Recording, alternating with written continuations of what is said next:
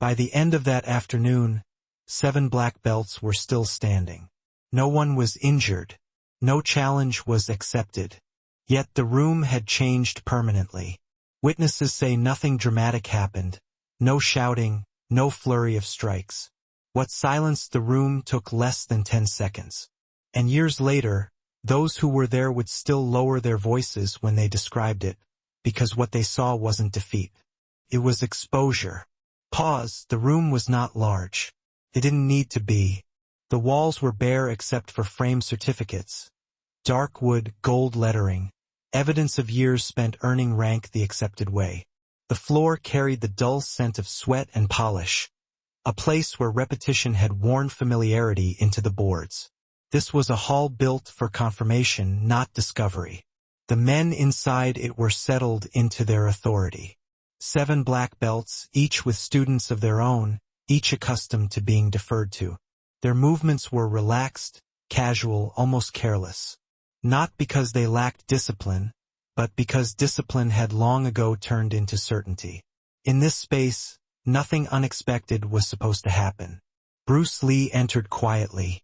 There was no announcement, no pause in conversation.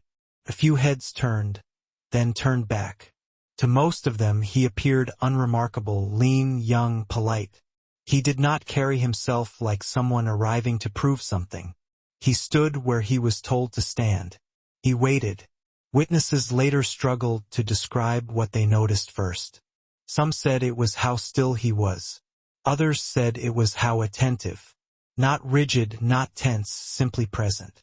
As if the room was speaking and he was listening closely. At that time, Bruce Lee's reputation was uneven. Outside the room, stories followed him, speed demonstrations, unconventional ideas, claims that bordered on disrespect to tradition. Inside the room, none of that mattered. Reputation here was local. It was earned by years on the mat, not rumors from elsewhere. No one greeted him as a threat. No one treated him as an equal. That was not cruelty. It was order. The black belts continued what they had been doing. Techniques were discussed. Corrections were offered. Students watched their instructors with the quiet trust that comes from hierarchy. Bruce watched as well. He did not interrupt. He did not ask questions meant to impress. He absorbed details most people overlook. The spacing between feet, the way weight settled after a strike, the pauses between movements. Those closest to him noticed something subtle. He did not mirror what he saw. He did not nod in agreement. He did not frown in disagreement. He simply observed. One instructor eventually acknowledged him, asking where he trained, what style he represented. Bruce answered plainly. No elaboration. No defense. His voice was calm, almost soft. The kind of voice that does not compete for space. That was when the room shifted. Not dramatically, not visibly, but enough to be felt. Certainty thrives on predictability. Bruce Lee was not predictable. Nothing had happened yet. No challenge, no display. But the room, which had been sealed in its confidence, now contained a variable it could not immediately place. The black belts sensed it in different ways. Some as irritation, some as curiosity, some as dismissal. Bruce stood where he was, hands relaxed, breathing steady. The room returned to its rhythm, but not completely. Something had entered that could not be unseen. And from that moment on, everyone understood, whether they admitted it or not, that the afternoon would not end the way it began. Authority, when it is stable, does not announce itself. It assumes agreement. The 7 black belts did not need to posture. Their ranks were visible. Their students mirrored their confidence automatically. Standing straighter when corrected, nodding quickly, absorbing instruction without resistance. This was a system that worked because it had not been questioned in a long time. Bruce Lee did not question it either, at least not verbally. He remained at the edge of the room, neither isolating himself nor seeking inclusion. When techniques were demonstrated, he watched closely. When principles were explained, he listened without interruption. There was no sign of impatience, no eagerness to show an alternative. That restraint unsettled some of them more than open disagreement would have. One instructor began explaining a sequence: block, counter, follow through, clean, correct, orthodox. The students repeated it in lines.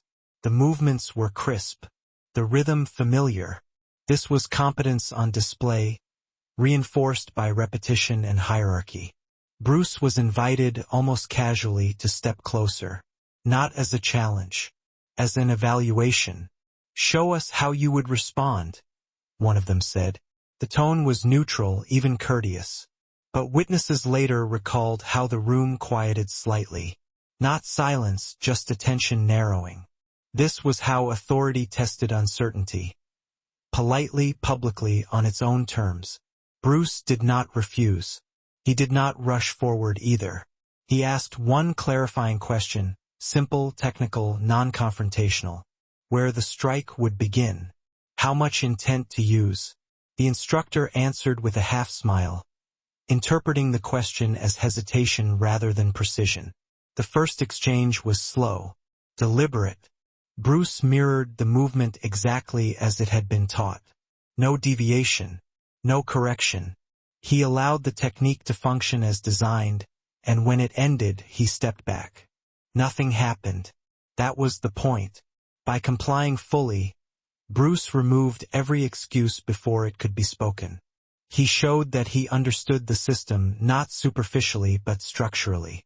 That understanding carried a quiet implication. Deviation, if it came later, would be intentional. Some of the black belts relaxed again. Others leaned forward. The authority in the room was still intact. No one had lost face, but something had shifted. The challenger, if he could be called that, was not opposing them from the outside. He was standing inside their framework, calm and unthreatening, making no claims. That made him harder to dismiss. One of the senior instructors stepped forward next. Older, heavier, confident in the way that comes from decades of being correct. He adjusted his belt unconsciously before speaking. A small ritual of readiness. "Again," he said, "but faster." Bruce nodded. The students sensed escalation before it occurred. Not aggression, evaluation. Authority clarifying itself through pressure. The room's attention condensed further. This was no longer about technique. It was about hierarchy resolving an unknown. Bruce adjusted his stance slightly. Not dramatically, just enough to redistribute weight. His breathing did not change.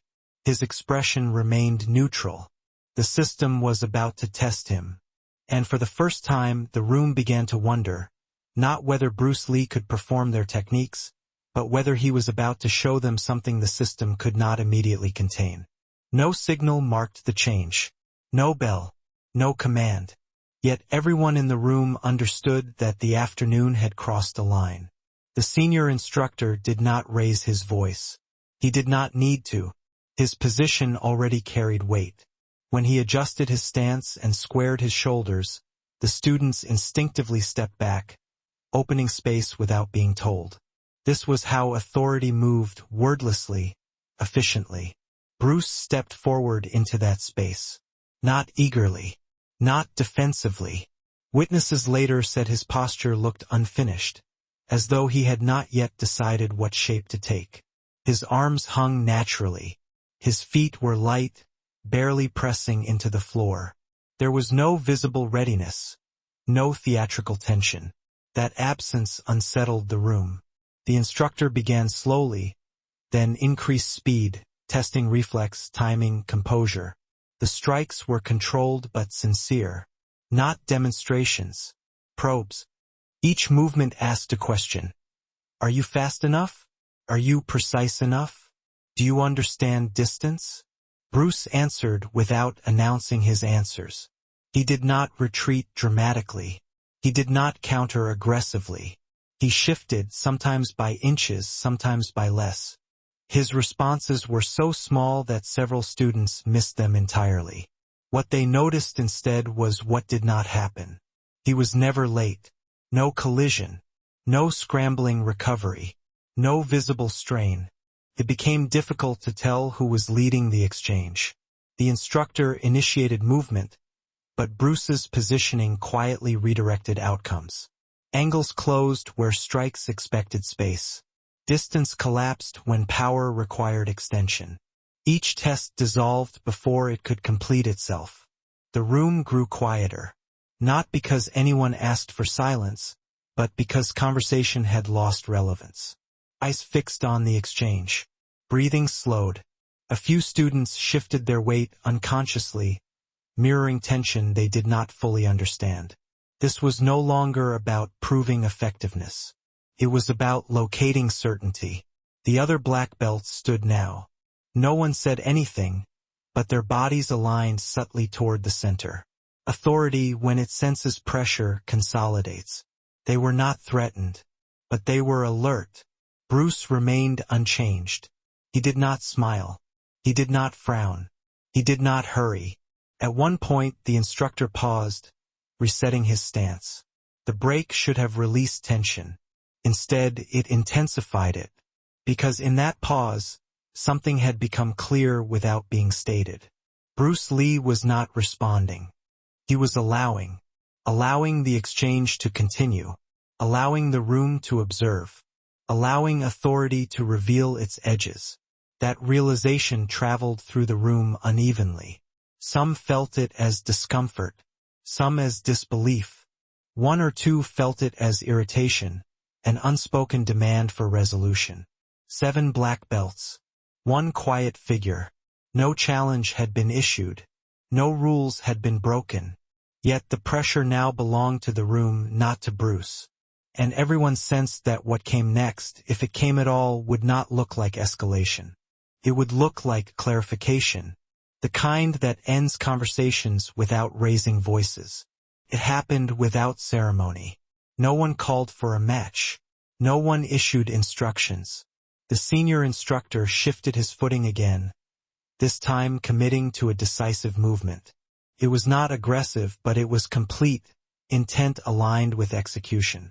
A technique meant to finish the question. Bruce did not retreat. He moved once. Those closest to the exchange later disagreed on what they saw. Some thought it was a step. Others said it was a turn of the torso. One student insisted Bruce hadn't moved at all, that the instructor had simply stopped short, as if encountering resistance that wasn't visible. What everyone agreed on was the timing. The moment arrived, and then it was already over. The instructor stood frozen, posture intact but functionally nullified. His balance was compromised, not dramatically, but conclusively. His arm, extended with confidence a second earlier, was now held in a position that made continuation impossible. Not painful, not humiliating, just finished. Bruce released immediately. No follow-through, no emphasis, no acknowledgement of effect. He stepped back to where he had been standing before, hands relaxed, breathing unchanged. If someone had looked away for a second, they might have missed it entirely. But the room had not looked away. Silence arrived in layers. First from the students, then from the instructors themselves. No one spoke because there was nothing to contest. No rule had been violated. No strength had been overpowered. No technique had been shown in full. And yet something undeniable had been demonstrated. Efficiency without display. Control without force. Completion without conflict. The other black belts did not step forward. Not because they were afraid, but because stepping forward would have implied that what they had just witnessed required correction. It did not. The senior instructor straightened slowly. He did not adjust his belt this time. His face showed no embarrassment, only a quiet recalibration. The kind that happens when certainty updates itself against new data. Bruce remained where he was. He did not wait for approval. He did not seek acknowledgement. His attention softened, as though the exchange had concluded long before the room caught up to it. No one applauded. No one laughed. No one challenged. The debate had not been won. It had been rendered unnecessary. And in that silence, thick, reflective, unmistakable, the hierarchy of the room reorganized itself without a single word being spoken. What dissolved next was not confidence, but assumption. No one argued. No one attempted to reframe what had happened. The silence that followed was not shock. It was processing. Each person in the room was privately accounting for the gap between what they believed mastery looked like and what they had just witnessed. The students felt it first. They did not look to Bruce. They looked to their instructors, not with doubt, but with a subtle shift in expectation. Authority was still respected, but it had been revealed as incomplete. The black belts noticed this immediately. Years of teaching had trained them to read posture, attention, hesitation.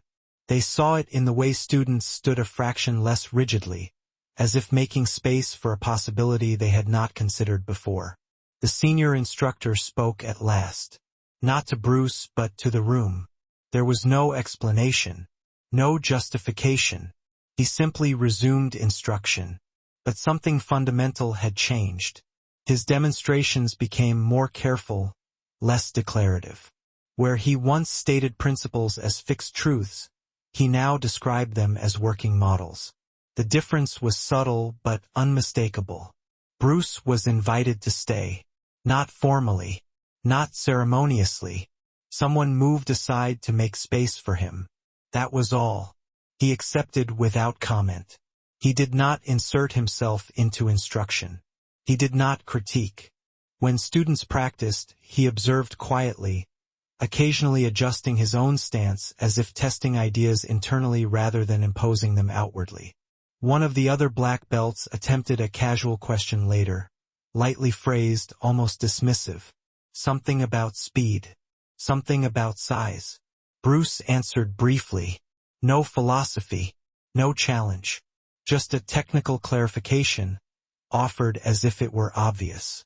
That answer lingered longer than expected, because it did not argue against tradition. It bypassed it. By the end of the session, the energy in the room had thinned. Not weakened, refined. The instructors did not lose authority, but they no longer leaned on it unconsciously. What had collapsed was not hierarchy, but complacency. Bruce gathered his things quietly. No one stopped him. No one followed.